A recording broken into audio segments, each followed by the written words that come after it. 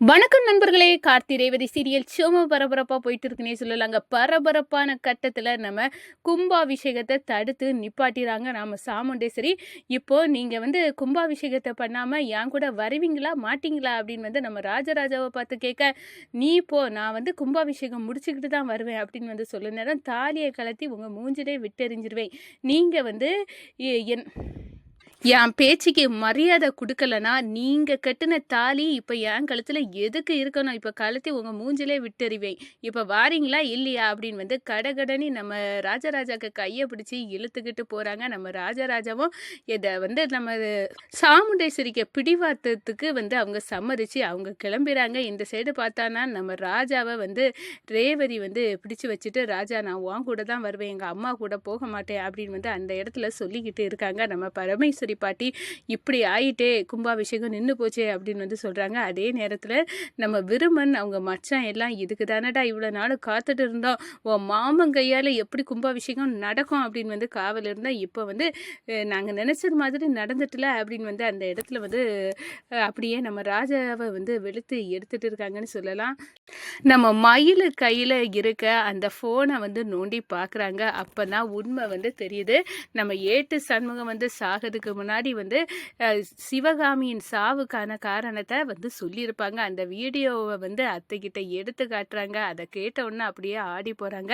என்னால் கும்பாபிஷேகம் எல்லாம் நின்று போச்சு, ஆனால் இப்போ என் மாப்பிள்ளை எந்த தவறும் செய்யலை, இப்போவே நான் மன்னிச்சு ஏற்றுக்கிட்டேன் அப்படின்னு நம்ம சாமுண்டேஸ்வரி நினைக்கிறாங்கங்க.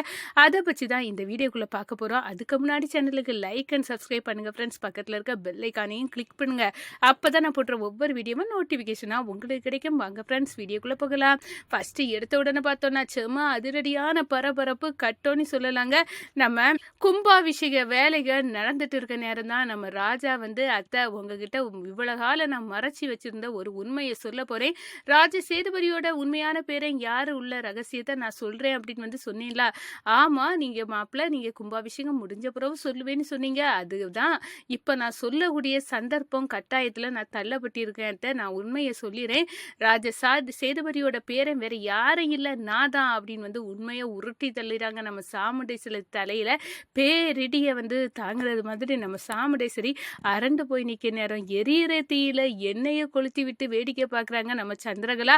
அக்கா நான் தான் சொன்னேன்ல, இந்த டிரைவர் பையன் சரி கிடையாது, அவன் ராஜ சேதுபதியோட பேரேன்னு எத்தனை வாட்டி தலைப்பாட அடிச்சுக்கிட்டே, நீ மாப்பிள்ளைய நம்புனால, ஆம்பளையிலே நம்பாத்த நீ உன் மாப்பிள்ளைய மட்டும் நம்புனால இப்போ வாங்க இப்போ பார்த்தீங்களா ஆம்பளைகளுக்கு குணத்தை அப்படின்னு அந்த இடத்துல காட்டுறாங்க. உடனே நம்ம சாமுண்டேஸ்வரி ஆமா அப்படின்னு கொழுந்துட்டு எரியிறாங்க. அதே கணத்தில் பார்த்தோன்னா நம்ம ராஜா அத்தை உங்களுக்கு பாட்டியோட குடும்பத்துக்கு மேலே உங்கள் அம்மா சாவுக்கான காரணம்னால தானே அந்த பகை இருக்குது, உண்மையான காரணம் எங்கள் பாட்டியும் தாத்தாவும் இல்லை, அது காரணம் முத்துவேல் தான் அப்படின்னு சொன்ன உடனே நம்ம சந்திரகலாக்கு ஐயையோ இவன் நம்ம மாமாவெல்லாம் கோர்த்து விடுறான் அப்படின்னு அந்த இடத்துல செம்மையா கோபம் வரும். அக்கா அவையே அவிய குடும்பத்து மேலே உள்ள பழியை மாற்றி போடுறான், நீ ஏற்கனவே முத்துவேல் மேலே பகையாக இருக்கால, கூட கொஞ்சம் பகையாகட்டும், நான் தான் குடும்பம் தப்பிக்கிடலான்னு நீ நினைக்கிறாங்க்கா, நீ இதெல்லாம் நம்பிராத அப்படின்னு அந்த இடத்துல சொல்கிறாங்க. உண்மையை சொன்னாலும் நம்ம சாமுண்டேஸ்வரிக்கு கேட்கறது மாதிரி இல்லை, அந்த அளவுக்கு நம்ம சந்திரகலா வத்தி வச்சுட்டாங்க.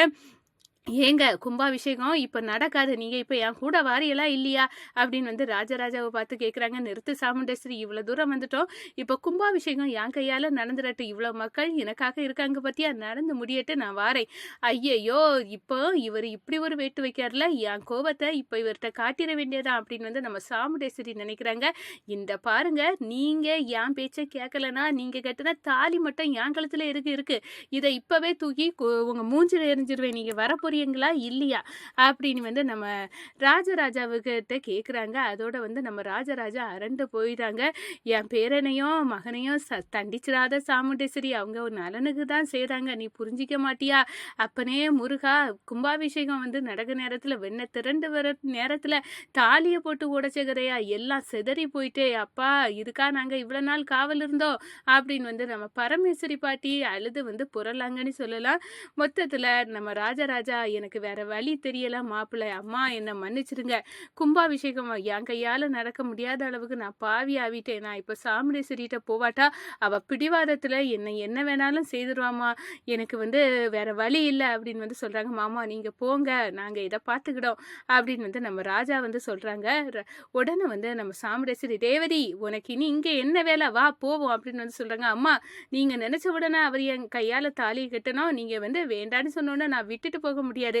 என்னைக்கு இந்த ராஜா என் அத்தை பையனி தெரிஞ்சோ அன்னைக்கு தான் நான் அவரை அளவுக்கு அதிகமா நேசிக்க ஆரம்பிச்சேன். இப்ப நான் அவர் கூட சந்தோஷமா வாழுறேன். நீங்க அதை பிரிக்க எல்லாம் முடியாதம்மா அப்படின்னு நம்ம ரேவதி வெட்ட வெளிச்சமா சொல்லிடுறாங்க. எந்தாலையும் போ, நீ நான் சொல்லப்படி கேட்கல, நீ என் பேச்சுக்கு மதிப்பு கொடுத்து என் கூட வரதா இருந்தா வா, இல்லாட்டா போ அப்படின்னு அந்த இடத்துல சொல்லிக்கிட்டு, இந்த பாரு இப்போ நீ என் கூட வராட்டுனா எனக்கு இப்போ 2 பிள்ளைங்க தான், ரோஹிணி சுவாதி 2 பேரும் தான் இருக்காங்க அப்படின்னு நான் நினச்சிக்கிடுவேன். உன்னையும் துர்காயும் நான் அப்படியே தலை முழுகிட்டேன். எனக்கு அப்படி ஒரு பிள்ளைங்களே இல்லை அப்படின்னு அந்த இடத்துல சாமுண்டேஸ்வரி கொதித்தெழுறாங்க. நீங்கள் எப்படியும் நினச்சிட்டு போயிட்டு போங்கம்மா, ஆனால் ராஜாவை பற்றி உண்மை உங்களுக்கு தெரிய வரும், பாட்டியையும் தாத்தாயும் பற்றி உண்மை தெரிய வரும். அது வரைக்கும் நாங்கள் பொறுமையாக இருந்துக்கிட்டோம், நீங்கள் போகலாம் அப்படின்னு அந்த இடத்துல சொல்ல, நம்ம ராஜாவை தர தரன்னு இழுத்துக்கிட்டு நம்ம சாமுண்டேஸ்வரி போகிறாங்க. இந்த சைடு கவலையோட நம்ம மயிலும் ரோஹிணியும் இப்படி ஆவி போச்சு அப்படின்னு போகிறாங்க. வீட்டுக்கு போனோடனே சரி இனி அந்த ஃபோனை எடுத்து பார்க்கலாம் அப்படின்னு நம்ம மயில் அந்த ஃபோன் எடுக்க நேரம் தான் அதில் அந்த வீடியோ இருக்குது. நம்ம சண்முகம் ஏட்டு சொன்ன வீடியோ. இந்த ஃபோனில் எப்படி அப்படின்னா நம்ம விலைக்கு வாங்கின ஃபோனு ஏட்டு சண்முகத்துக்கு ஃபோனா அப்படின்னு அரண்டு போய் நின்றுட்டு நம்ம சாமுண்டேஸ்வரிட்ட அந்த வீடியோவை எடுத்து காட்டுறாங்க. அதில் தான் சண்முகம் ஏட்டு, உங்கள் அம்மா சிவகாமி சாவுக்கு அந்த பரமேஸ்வரி ராஜராஜ சேதுபதியோட குடும்பம் காரணம் இல்லை, உண்மையான காரணம் முத்துவேல் தான். அவன் உங்கள் அம்மா கிட்ட தவறாக நடந்த முயற்சிட்டான். ஆனால் உங்கள் அம்மா அதுக்கு அடித்து வெளுத்ததுனால அவமானப்பட்டு உங்கள் அம்மாவுக்கு உயிரை பறிக்கணும்னு திட்டம் போட்டு அவங்க குடிக்க இருந்த காஃபியில் விஷத்தை போட்டு கொன்னான். இதுதான் நடந்துச்சு. உங்கள் அம்மா சாவுக்கான காரணம் இதுதான். உண்மையான காரணம் முத்துவேல் அந்த பொம்பளை பொறுக்கி தான் அப்படின்னு அந்த இடத்துல சண்முகம் ஏட்டு சொன்ன வீடியோவை பார்க்குறாங்க. இது கடைசியில் இதை இப்போவே நான் அத்தையிட்ட காட்டி நான் நம்ம 2 குடும்பத்தையும் ஒன்று சேர்த்துடலாம் அப்படின்னு அந்த இடத்துல நம்ம மயிலும் நினச்சிக்கிட்டு அந்த ஃபோனை கொண்டு நம்ம சாமுண்டேஸ்வரிட்ட காட்டுறாங்க. இதை பார்த்தோன்னா அரண்டு போகிறாங்க. என்ன மாப்பிள்ள, அப்போ இந்த பரமேஸ்வரி குடும்பம் காரணம் இல்லையா? அந்த குடும்பம் தான் காரணம்னு நான் இவ்வளோ நாளாக நினச்சி என்னென்ன பாடலாம் படுத்தினேன். ஆனால் இப்போ எனக்கு உண்மை தெரிஞ்சுட்டு இதை நினச்ச நேரமே எனக்கு அப்படியே இருக்குது. நான் எந்த முகத்தை வச்சு அவங்ககிட்ட மன்னிப்பு கேட்கேன்? எவ்வளோ காலம் நான் அவங்க குடும்பத்தை கஷ்டப்படுத்திட்டேன். அவங்க பையனையே அவங்ககிட்ட இருந்து பிரித்தேன்.